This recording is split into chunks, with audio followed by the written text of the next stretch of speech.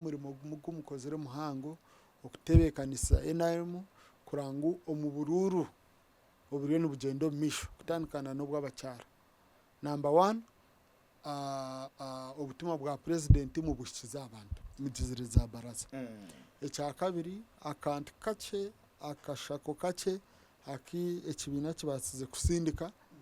kandi nako kakahebwa president witu niwari kutizeza yokutishakira nako mukakaisa umubanda. Report nkani nzitunga na za video nkazireba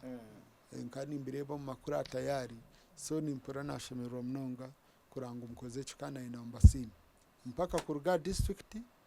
kuhika aha LC1 konkante biro na pate kuruga headquarter abakoze umurimo muhango bebembiro secretary general n'abamemba ba seke ababe barimo. Ekya kabiri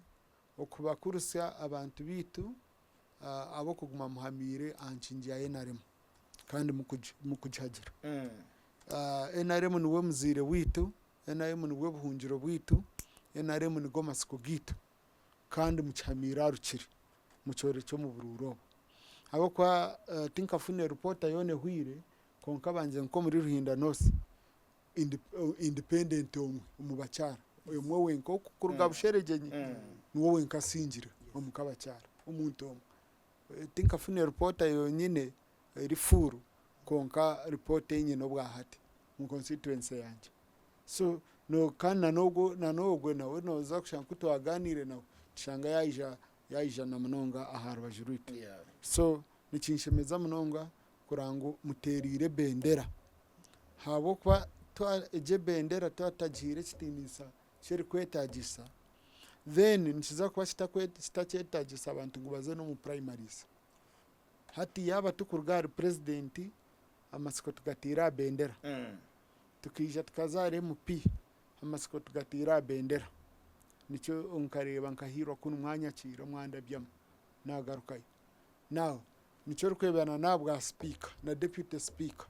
ekibina cya NRM nicyo cyashitame kikajyake kikasharamu nicyo rukurebera twizire mu primaries zobwa MP zobwa chairman nkaba ntakuhagira umwami Karitundu umubwa MP obwabacyara nkaba ntakuhagira Honorable Rebecca konka kubahirize kutunga bendera nimba ntachweza hati nyowe ebendera ko kweza kugitunga mbe mpumi nimba amisho kigakureba nigani gareba yero nimba ntachikureba ngo eizo kampagira mnonga ngo uri munywano wanje ntumanyana hati nakureba nkareba hatariho yero kandi amisho ganje ngagatandika kureba marari kandi nkwenda kureba